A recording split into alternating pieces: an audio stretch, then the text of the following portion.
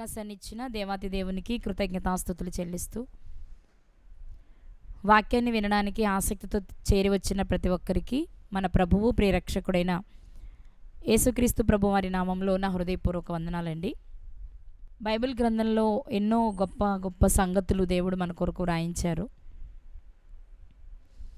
ఆ సంగతులన్నీ ఒక్కొక్కటిగా మనం తెలుసుకుంటూ దానిలో ఉన్న ఆత్మీయ కోణాన్ని అర్థం చేసుకుంటూ మనం ఎలా బ్రతకాలి అనేది నేర్చుకుంటూ ఉన్నాం. మనకు తెలుసు, మనం చాలాసార్లు మాట్లాడుకున్న విషయం ఏంటి అంటే, పాత నిబంధన కాలంలోని చరిత్ర దేవుడు ఎందుకు రాయించారు అంటే యుగాంతమందున్న మనకు బుద్ధి కలగడానికి. వాటిని విన్నప్పుడు, వాటిని చదివినప్పుడు ఇప్పుడు వర్తమానంలో ఉన్న మనం ఎలా ఉండాలి అనేది మనం గ్రహించాలి. చాలామంది అంటారు, మనకు రక్షణ వచ్చింది యేసుక్రీస్తు వారి వల్లనే కదా, ఆయన చరిత్ర తెలుసుకుంటే చాలు అని. అదే అవసరమైతే మనకు పాత నిబంధన ఇవ్వవలసిన అవసరత లేదు. దేవుడు 66 పుస్తకాలు మన దగ్గరకు వచ్చాయంటే అందులోని ప్రతి విషయం మనం తెలుసుకోవాలి. కాబట్టి ఈరోజు కూడా అందులో ఒక ప్రాముఖ్యమైన విషయాన్ని జాగ్రత్తగా పరిశీలన చేద్దాం. లోకల్లో ఒక సామెత వినబడుతూ ఉంటుంది ఆడపిల్లలను గురించి. అదేంటి అంటే, అరిటాకెళ్ళి ముళ్ళు మీద పడినా, ముళ్ళొచ్చి అరిటాకు మీద పడినా నష్టం అరిటాకుకే అని. ఆడపిల్ల జీవితం అరిటాకు లాంటిది అని చెప్తూ ఉంటారు. ఎందుకు అంటే ముళ్ళు స్వభావం వేరు, అరిటాకు స్వభావం వేరు. కాబట్టి చాలా జాగ్రత్తగా ఉండాలి, లేకపోతే నష్టపోయేది ఆడపిల్లే అని మాట్లాడుతూ ఉంటాం. అంటే అంతే నష్టం మగపిల్లాడికి ఉంటుందా ఉండదా అంటే తక్కువని చెప్పొచ్చు, మనకు తెలిసిన విషయమే అది. ఈ రాత్రి కూడా ఒక స్త్రీ జీవితం బైబిల్ గ్రంథంలో ఎలా ఉంది అంటే, ఇదిగో నేను చెప్పిన ఈ సామెతకు దగ్గరగా అనిపిస్తూ ఉంటుంది ఆమె జీవితం.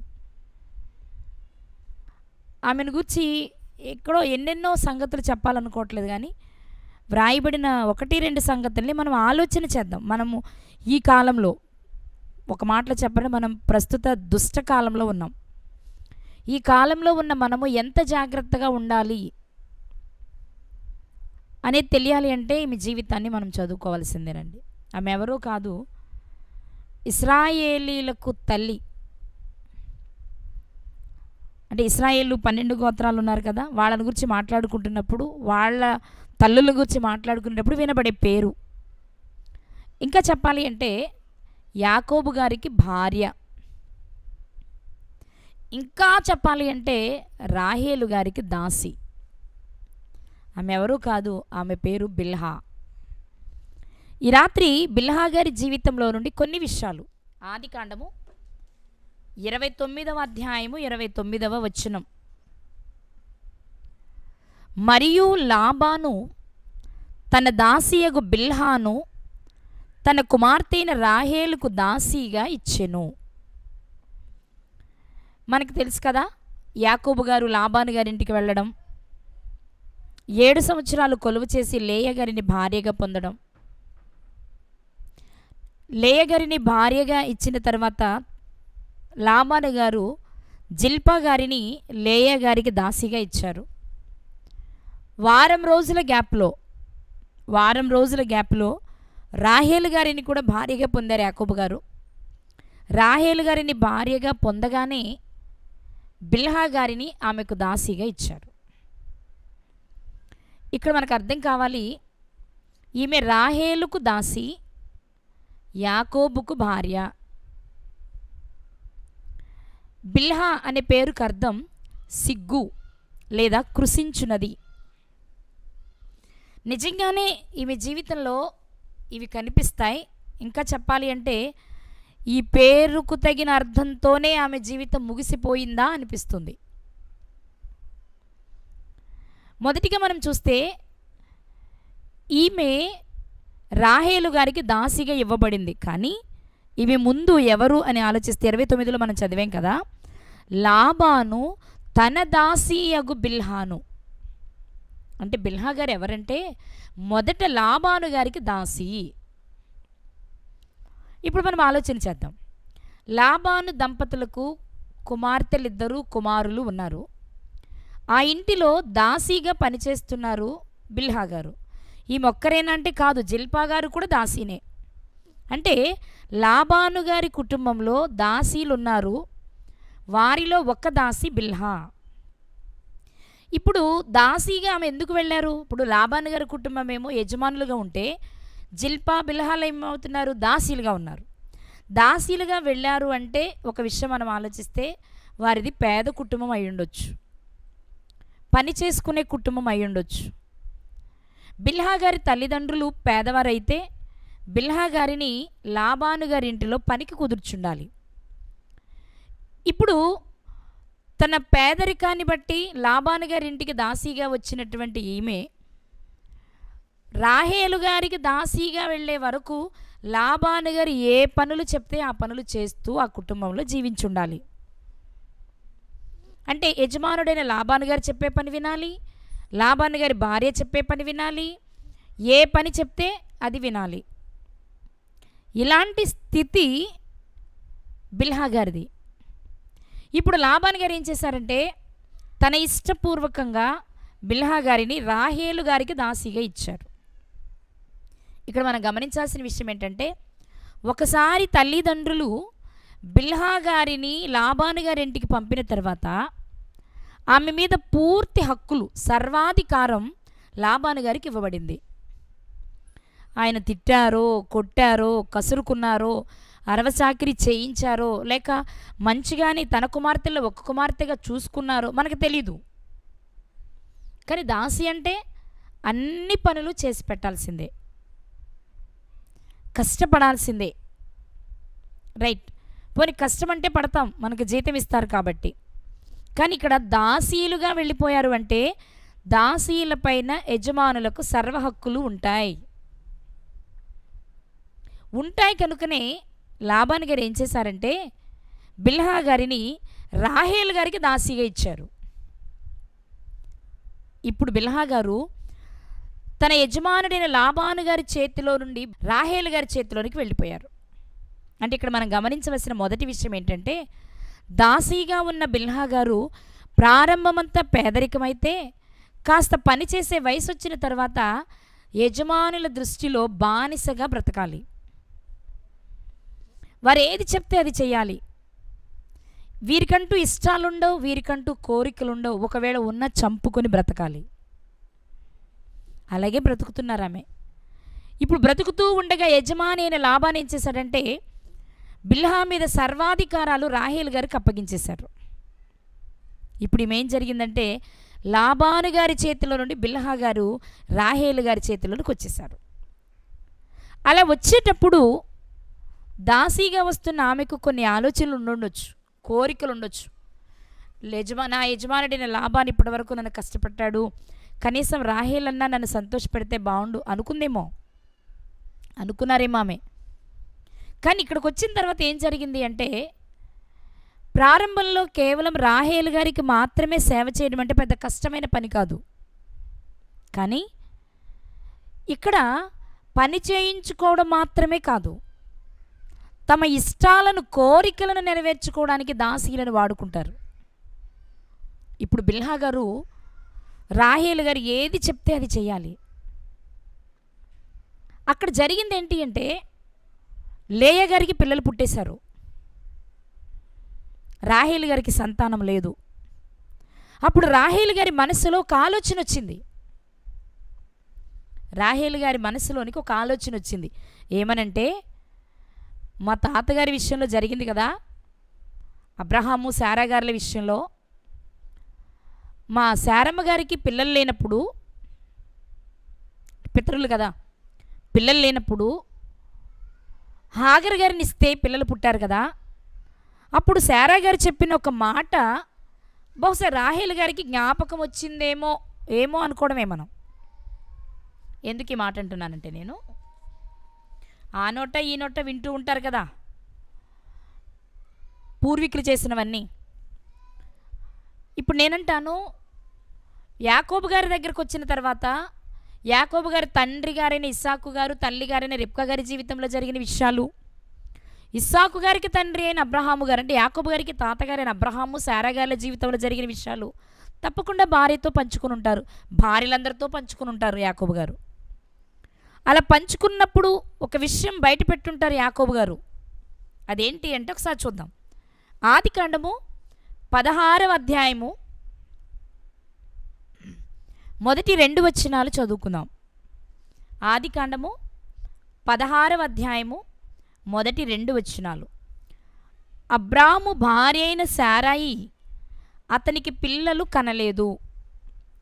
ఆమెకు హాగరు అను ఐగుప్తురాలైన దాసి ఉండెను. కాగా శారాయి ఇలా అంటున్నారు, ఇదిగో నేను పిల్లలు కనకుండా యెహోవా చేసియున్నాడు, నీవు దయచేసి నా దాసితో పొమ్ము, ఒకవేళ ఆమె వలన నాకు సంతానము కలగవచ్చునని అబ్రాముతో చెప్పెను. అబ్రాము శారాయి మాట వినెను. ఇక్కడ ఏం కనిపిస్తుందంటే శారా గారు అబ్రాము గారితో చెప్తున్న ఒక మాట. అదేంటంటే, నాకెలాగూ పిల్లలు పుట్టరు, అయిపోయింది, నా స్త్రీ ధర్మం నిలిచిపోయింది. అయితే దేవుడు నీకు వాగ్దానం చేశాడు కదా పిల్లల్ని ఇస్తానని, కాబట్టి నువ్వేం చేస్తావంటే నా దాసీలలో ఒక దాసీతో పోతే ఆమె వలన నాకు కుమారుడు పుడితే అతడు నా కుమారుడుగా పెంచుతా. ఇక్కడ మనం చదువుకున్నాం కదా, ఒకవేళ ఆమె వలన నాకు సంతానము కలగవచ్చును. అదేంటి, ఆమెను చేసుకుంటే ఈమెకి సంతానం కలుగుతుందా అంటే కాదు. హాగరు గారి వలన పుట్టిన తొలి సంతానం యజమానురాలైన దాసీకి సంతానంగా ఎంచబడుతుంది. హాగరు గారిని ఇచ్చేటప్పుడు తన వలన జరగనిది తన దాసీ వలన జరుగుతుందని, దాసీ వలన జరిగిన ఆ సంతానము పైన కూడా సర్వాధికారము యజమానురాలికే ఉంటుంది. నా మాట అర్థమైంది అనుకుంటున్నా. హాగరు గారిని దాసీగా ఇచ్చాడు ఫరో శారా గారికి. హాగరు గారి మీదే కాదు పూర్తి అధికారం శారా గారికి, హాగరు గారి వలన పుట్టే సంతానము పైన కూడా ఆమెకు అధికారం ఉంది. ఇప్పుడు ఆమె అంటుంది, ఆమె వలన నాకు కుమారుడు పుడితే నా సంతానంగా ఎంచబడతాడు. ఇక్కడ నా అభిప్రాయం ఒకటి చెప్తాను మీకు, చెప్తా. ఒక ఇంటిలో మనకు తెలుసు కదా, తామారు గారి విషయం మనం చదువుతాము. ఇంటిలో పెద్ద కుమారుడికి వివాహం అయితే అతను చనిపోతే ఆ కోడలు మరిది ధర్మం చొప్పున రెండో వ్యక్తిని వివాహం చేసుకోవచ్చు. మన ద్వితీయోపదేశకాండం 25వ అధ్యాయంలో చదువుతాము. అదే తామారు గారి జీవితంలో జరిగింది. యూదా తామారు గారి విషయంలో మనం చూసేది.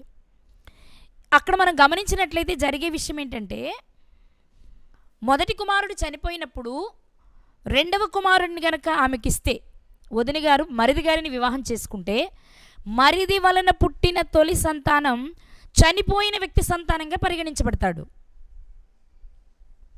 రెండో సంతానం నుండి మాత్రమే వీరిద్దరికీ పుట్టిన సంతానంగా పరిగణించబడుతుంది. ఇది పాత నిబంధనలో ఉన్న చట్టం. ఇక్కడ నేనంటాను, పిల్లలు పుట్టే విషయంలో కూడా, దాసీలనిచ్చే విషయంలో కూడా ఈ విషయాన్ని మనం ఆలోచన చేస్తే, ఏ స్త్రీ తన దాసీని తన భర్తకు భార్యగా ఇస్తుందో ఆ భార్య వలన పుట్టిన తొలి సంతానం మొదటి భార్యకు పిల్లలుగా ఎంచబడతారేమో. ఇవి అంటున్నారుగా, ఏమని, ఒకవేళ ఆమె వలన నాకు సంతానం కలగవచ్చు అంటే హాగరు వలన పిల్లలు పుడితే ఆ పుట్టిన మొదటి పిల్ల లేక పిల్లలు నాకు సంతానంగా పరిగణించబడ్డారు, ఎందుకంటే ఆమె నాకు దాసి. కాబట్టి అలాగే అనుకున్నారామె, హాగరు గారి వలన పుట్టిన కుమారుణ్ణి వారసుడిగా ఎంచుకోవడానికి ఇష్టపడ్డారు కూడా శారా గారు. ఎప్పుడైతే ఇస్సాకు గారు పాలు మాన్పించిన దినమున విందు జరిగితే ఇష్మాయేల్ గారు పరిహాసం చేసినట్టు కనిపించిందో అప్పుడు మాట్లాడారు. ఏమని అంటే, ఈ మాట చూడాలి మనం. ఆదికాండం 21వ అధ్యాయము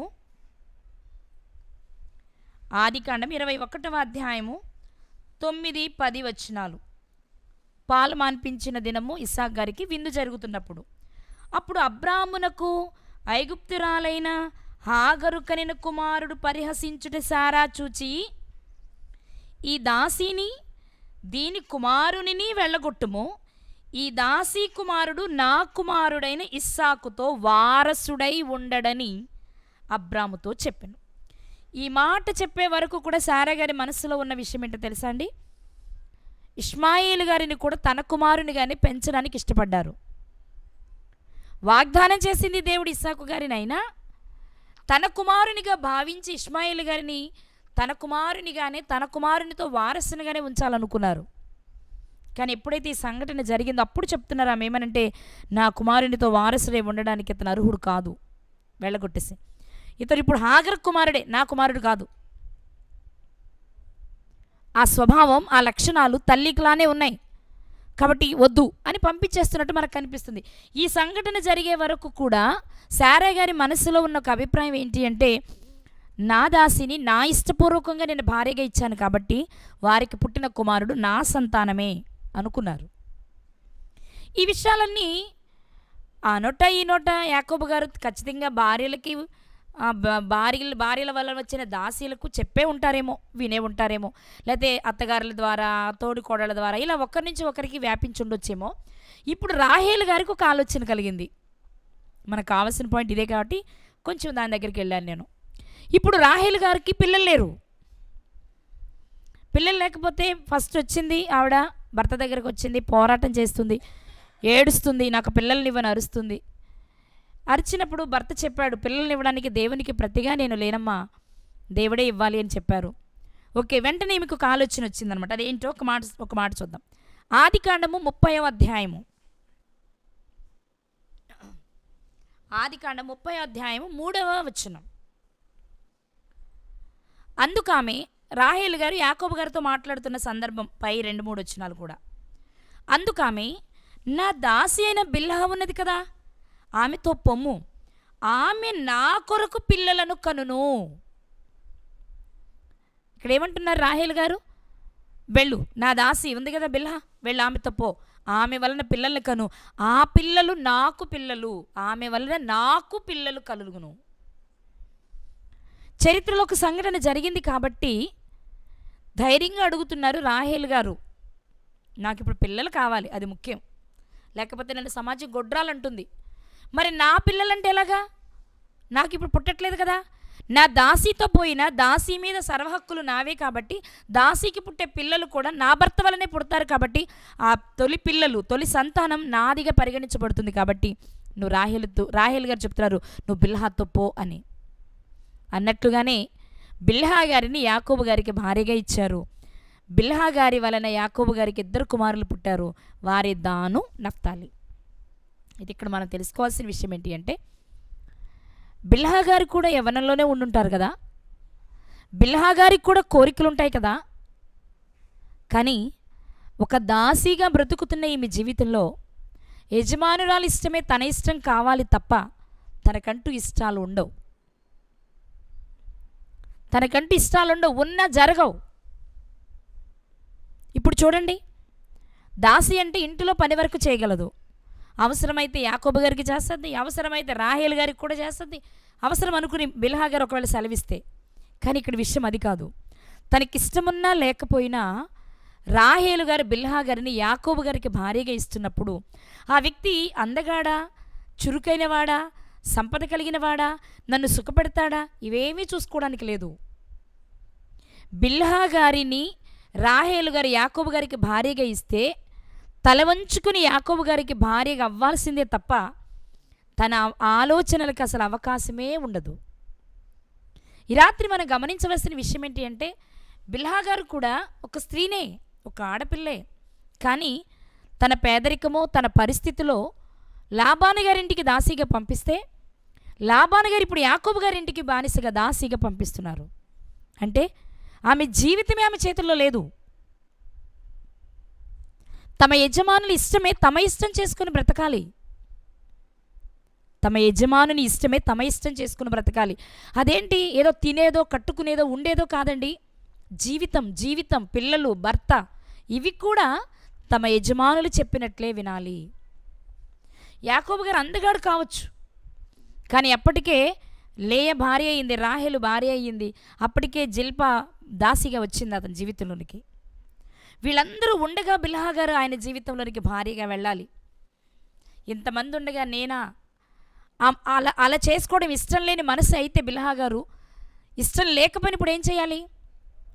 రాహేల్ గారు పంపిస్తున్నారు కాబట్టి తల వంచి ఆమె జీవితాన్ని యాకోబు గారి ఫణంగా పెట్టాలంతే. పెట్టారు. 2 కుమారులకు జన్మనిచ్చారు. సరే, సాఫీగా సాగిపోతుంది అలాగే.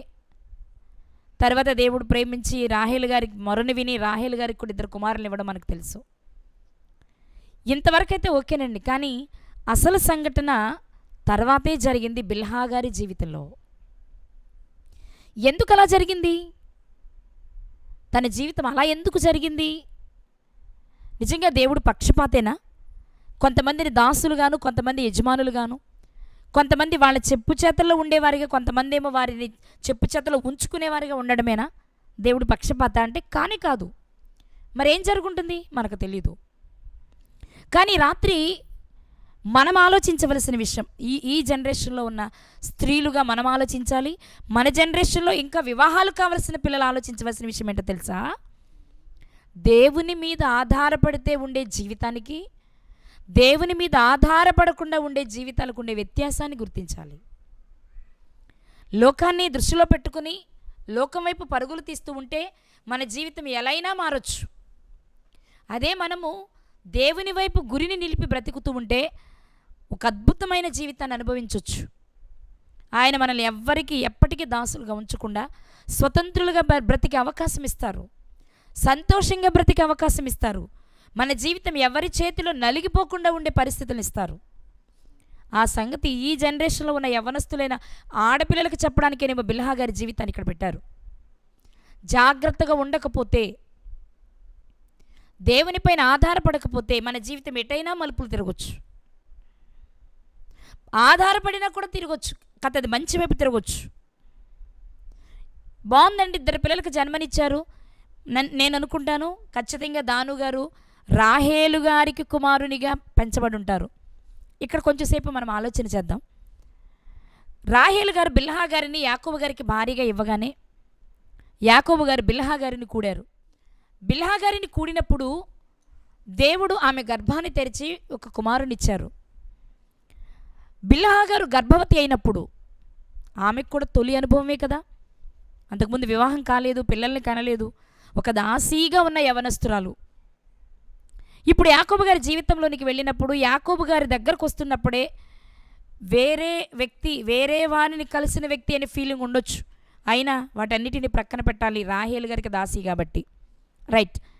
కానీ మీ గర్భవతి అవ్వగానే భర్తను గురించి కాకుండా తన గర్భంలో పెరుగుతున్న బిడ్డను గురించి చాలా ఆలోచించుంటారు.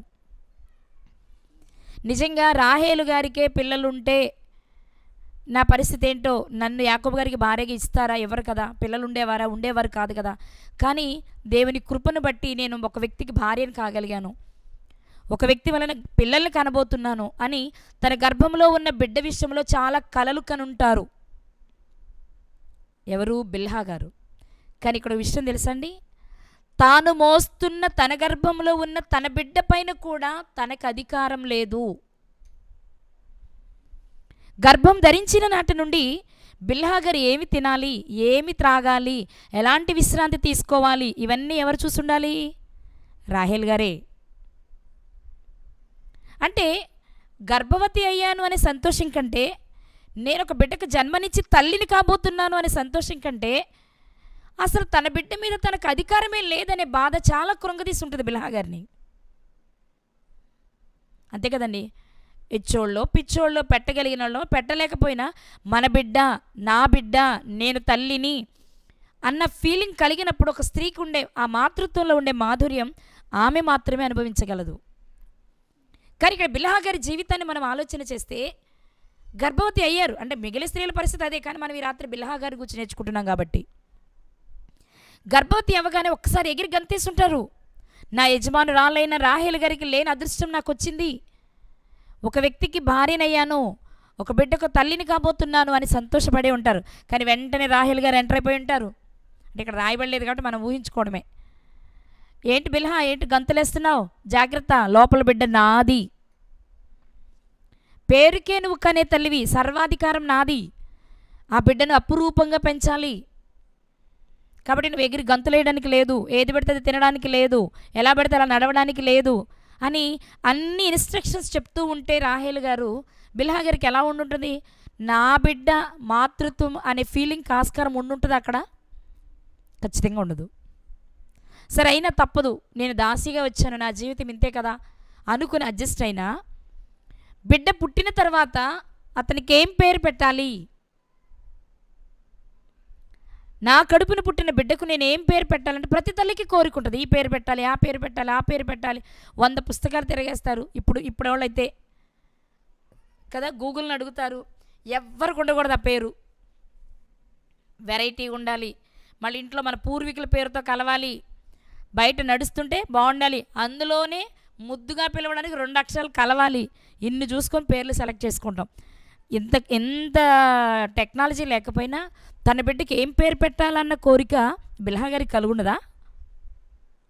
వాళ్ళ నాన్నగారి పేరు, వాళ్ళ అమ్మగారి పేరు, వాళ్ళ అమ్మమ్మ గారి పేరు, ఏదో ఒక అక్షరం కలవాలని ఉండదా? కానీ మీరు ఇక్కడ గమనిస్తేనండి, మనం చూద్దాం. ఆదికాండం 30వ అధ్యాయము 5-6 వచనాలు.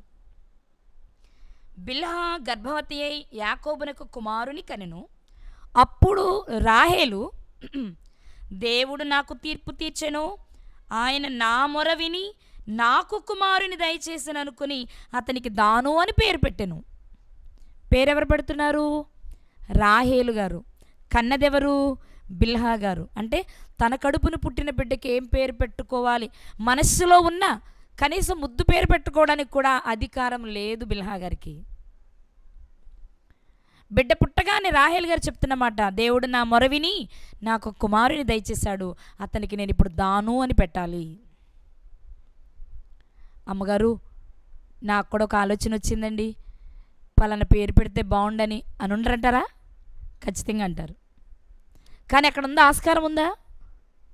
నువ్వేం మాట్లాడకే బిల్హా, నేను ఆల్రెడీ సెలెక్ట్ చేసుకున్నా. ఎందుకంటే నేను దేవుణ్ణి ప్రార్థన చేసే గుడ్రాలుగా ఉన్నప్పుడు నా దాసిగా నిన్ను భార్యగా ఇచ్చాను ఆయనకి. ఇక నీకు పుట్టే సంతానం పైన అధికారం నాది. 1, 2, 3 ఎన్నైనా నాది.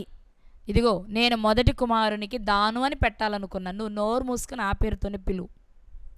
ఊహిద్దాం ఒకవేళ అలా అనుంటే, నిజంగా మనస్సులో ఒక అద్భుతమైన పేరుని ఎంపిక చేసుకున్నా, పెదవుల వరకు ఆ పేరు చెప్పాలని ఆలోచన వచ్చినా అది పెదవుల దగ్గరే ఆగిపోవాలి తప్ప ముందుకు రావడానికి లేదు.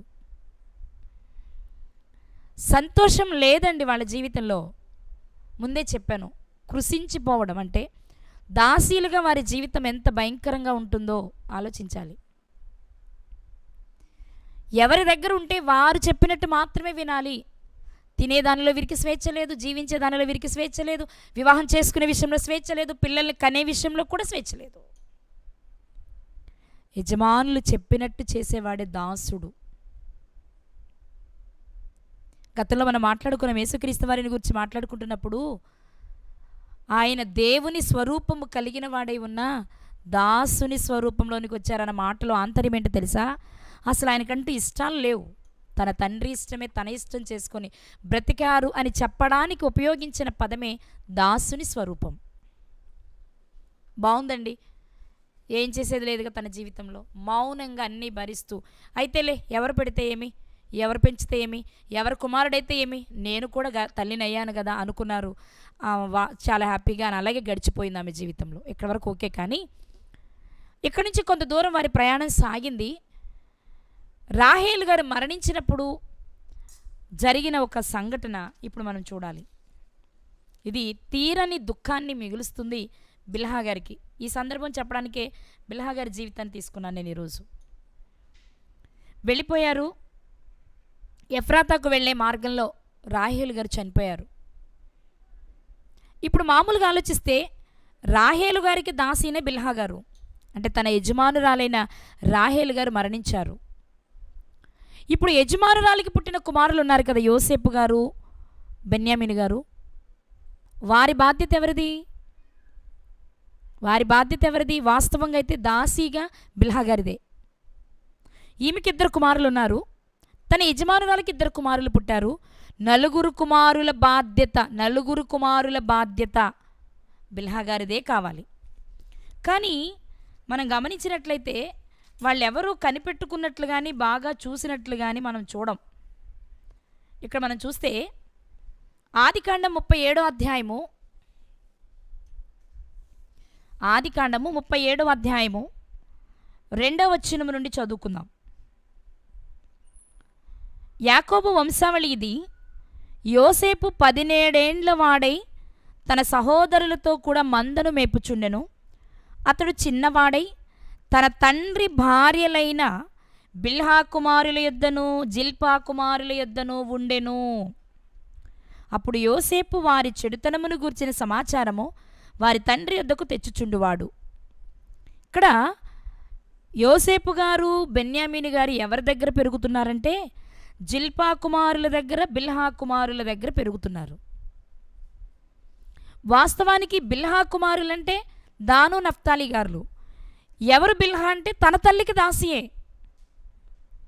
ఇప్పుడు జిల్పా సరిగా చూడలేదన్నా, లేయ గారు సరిగా చూడలేదన్నా ఒక అర్థం, ఒక యాంగిల్లో. ఎందుకంటే లేయ గారు అక్క, లేయ గారి దాసి జిల్పా ఆవిడ చూడలేదు అనుకోవచ్చు. కానీ బిల్హా గారు ఖచ్చితంగా చూడాలి, బిల్హా గారి వారిని పుట్టిన కుమారులు చూడాలి.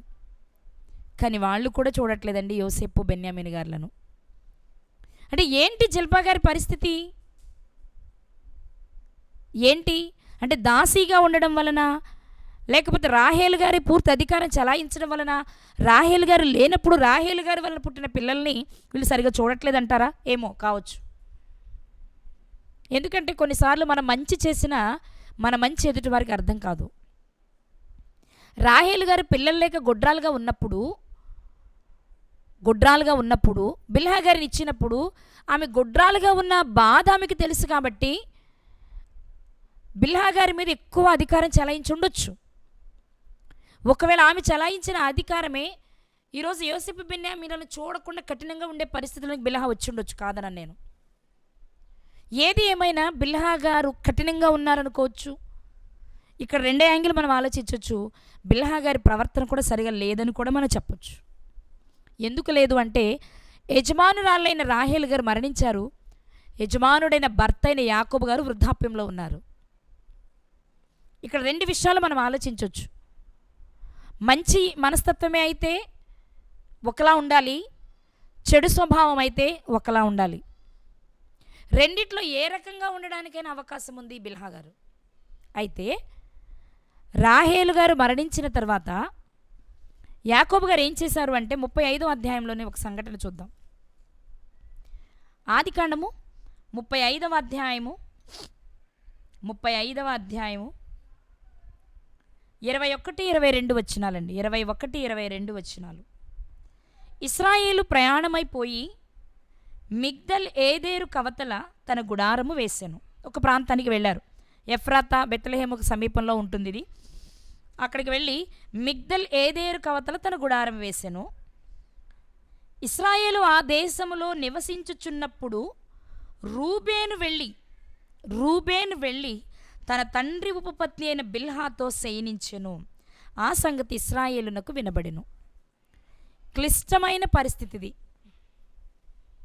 రాహేలు గారు మరణించారు, యాకోబు గారు వృద్ధాప్యంలో ఉన్నారు. మరణించిన వెంటనే ఆ బెత్లెహేము ఎఫ్రాతాను దాటే మనం చదువుకున్నాం కదా, మిగ్దల్ ఏదేరుకి వెళ్ళారు. అక్కడ ఉండగానే యాకోబు గారి ప్రథమ కుమారుడు, లేయ గారి వలన పుట్టిన పెద్ద కుమారుడైన రూబేను గారు రాహేలు గారి దాసి అయిన బిల్హా గారితో శయనించాడు. ఇక్కడ మనం కొంచెం ఆలోచించాలి. ఈమె చెడ్డ స్వభావం కలిగింది అనుకోండి, ఈమె కూడా అంగీకారం తెలిపే ఉంటుంది. ఈమె ప్రోత్సాహంతోనే రూబేన్ గారు తప్పు చేసి ఉండొచ్చు. ఒకవేళ ఈమె మంచిదనుకోండి, ఇప్పుడు మనం ఆలోచన చేస్తే ఒక మంచి స్వభావం కలిగిన బిల్హా గారు తన కుమారులలో ఒక కుమారుడే కదా, తన భర్త వలన పుట్టిన కుమారుడే కదా, అతను వచ్చి ఒక తల్లిలా కాకుండా ఆమెతో శయనించడం అంటే ఆ క్షణం, ఆ సమయంలో ఆమె ఎంత వేదన అనుభవించి ఉంటుందో మీరు ఆలోచించాలి. ఏంటి మరీ ఇంత పచ్చిగా చెప్తున్నారు అనుకోవద్దు. అవసరం, రాయబడిన విషయాలు కాబట్టి మాట్లాడుతున్నా. ఇవి మనం తెలుసుకోవాలని దేవుడు రాయించారు. ఇప్పుడు ఒకవేళ వయస్సులో చిన్నది కావచ్చు, ఇంకా చెప్పాలి అంటే చిన్నదేం కాదు. రూబేను గారు పుట్టక మునిపే వెళ్ళిపోయారు ఈవిడ బిల్హా గారు యాకోబు గారి జీవితంలోనికి.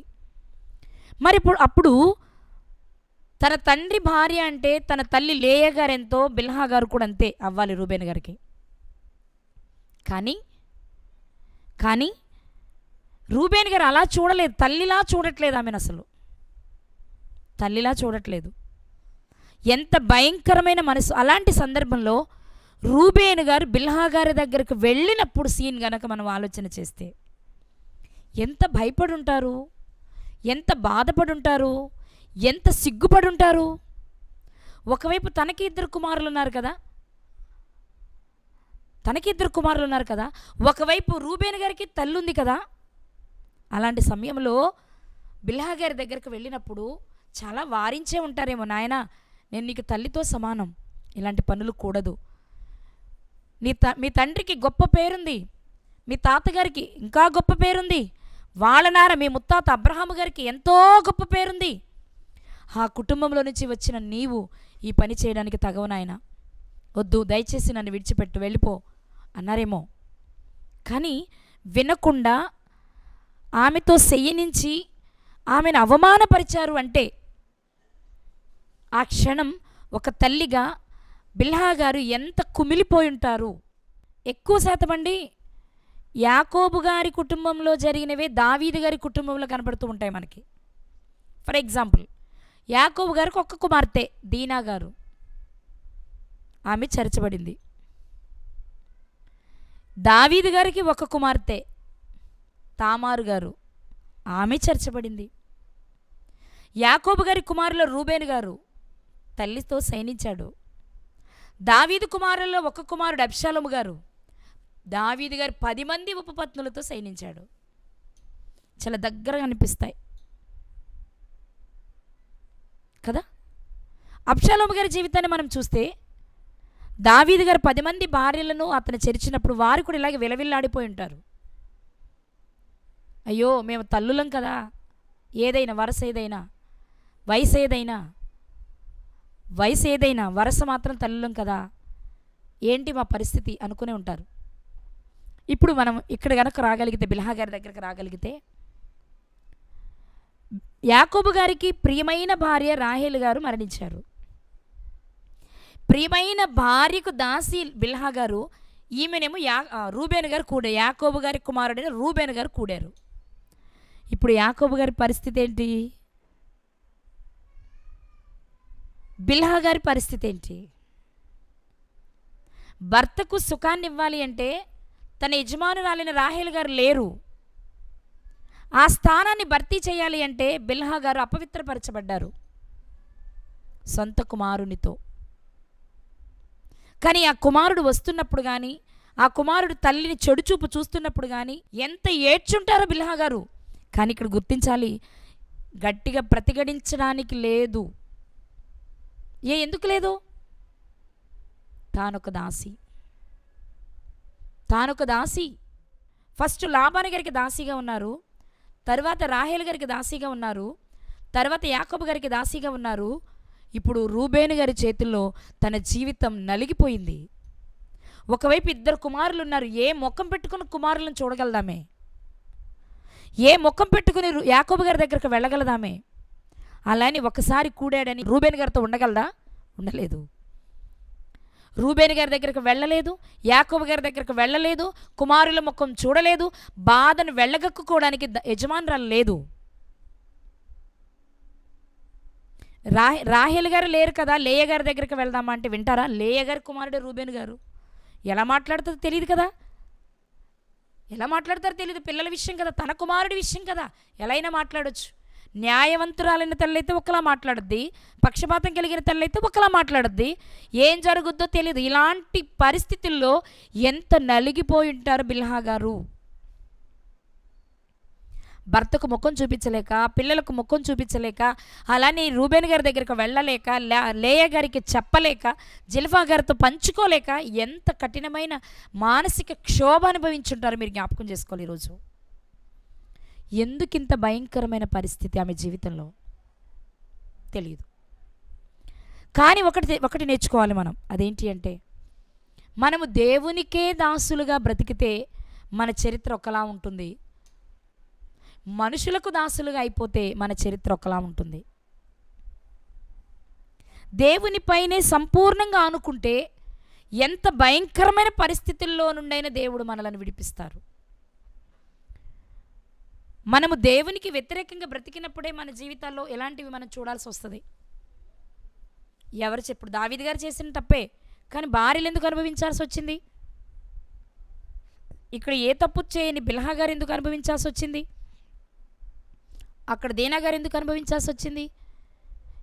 ఎందుకు అనేది మనకు తెలియకపోయినా ఒకటి మాత్రం చెప్పొచ్చు మనం, ఎవరైతే దేవుని పైన సంపూర్ణంగా ఆనుకుంటారో వాళ్ళ జీవితాల్లో అయితే ఇంత భయంకరమైన పరిస్థితి రాదేమో. దేవుడు తప్పకుండా చెప్తారు కదా, దేవుడు విశ్వాసులను కాపాడును, దేవుడు సాధువులను కాపాడును, మనం కీర్తన గ్రంథంలో చదువుకునే మాట.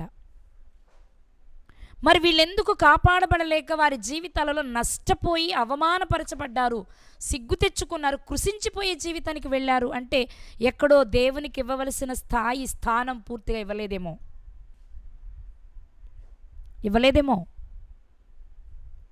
నా అభిప్రాయాలు ఇవన్నీ మీరు తీసుకోమని నేను చెప్పను. ఒకవేళ రాహేలు గారు చనిపోయినప్పుడు దీనివల్ల చాలా కఠినమైన శ్రమ అనుభవించాను నేను, అసలు నాకు ఇష్టాలే లేకుండా చేసింది అమ్మయ్య అనుకున్నారా? లేకపోతే ఇంకేముంది, నా యజమానురాలు లేదు కదా, నా ఇష్టాలు సరిగా బ్రతకొచ్చు అనుకున్నారా?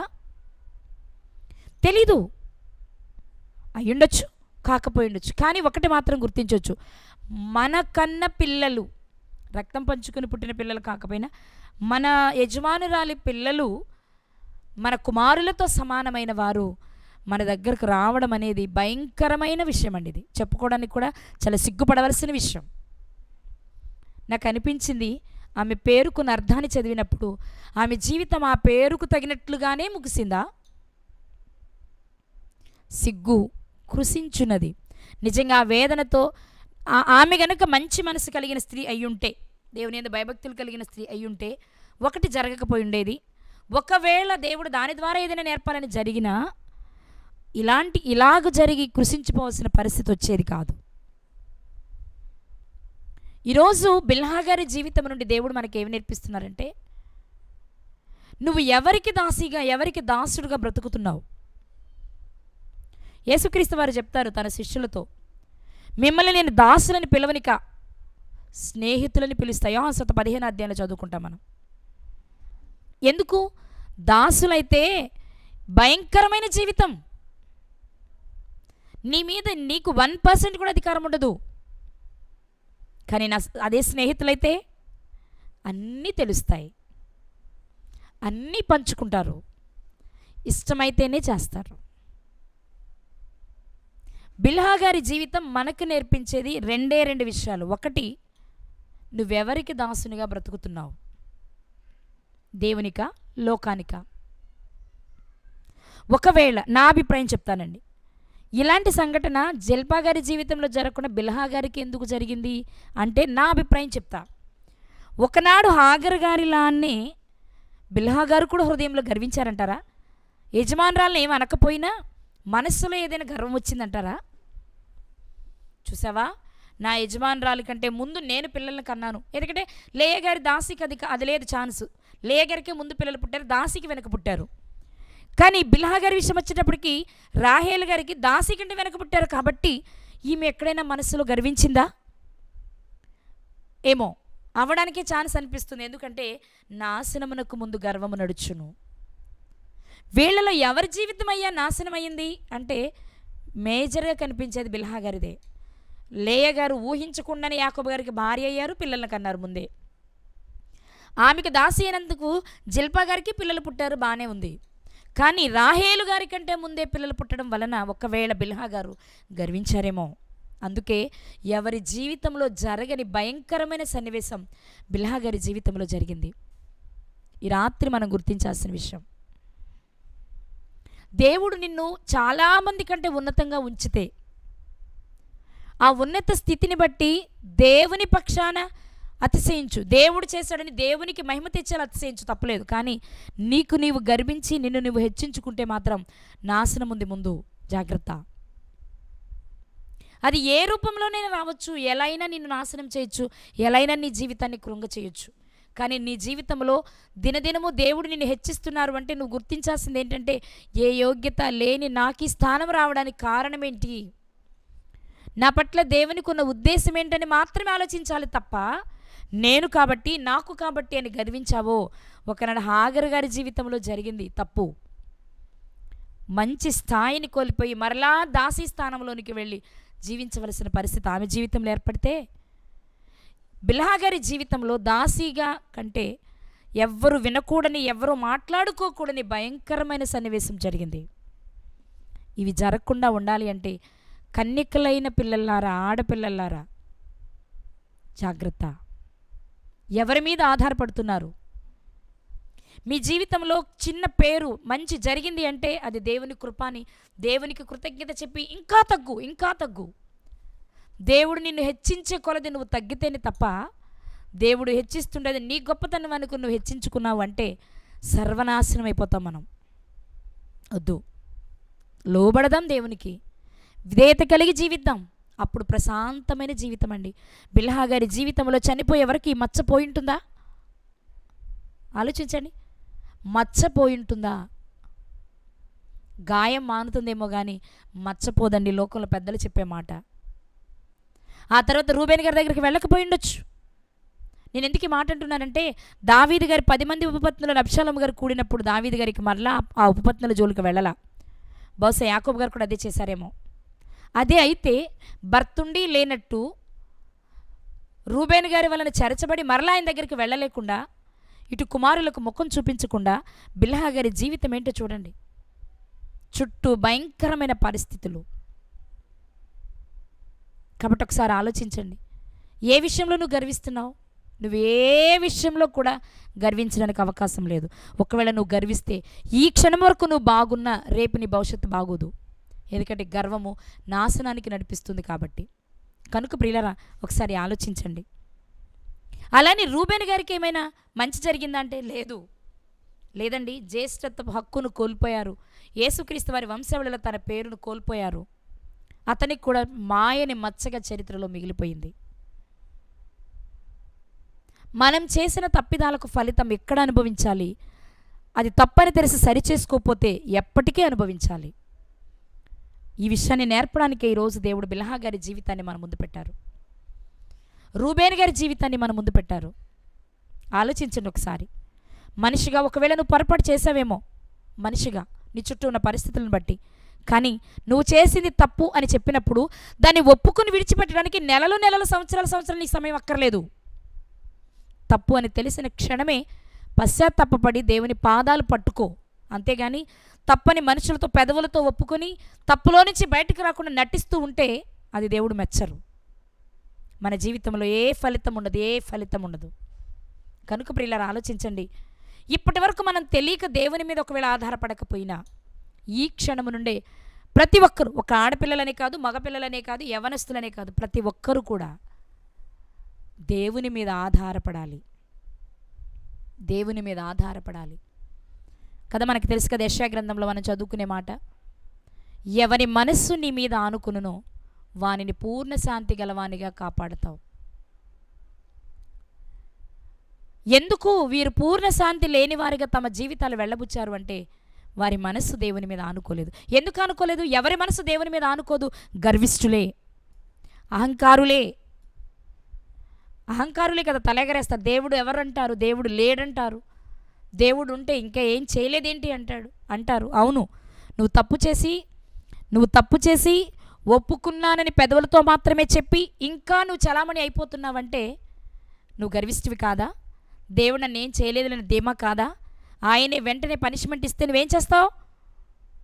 ఆలోచించాలి ప్రియులారా. ఈ రాత్రి మనం కూడా చాలా విషయాలు తప్పిపోతూ ఉంటాం.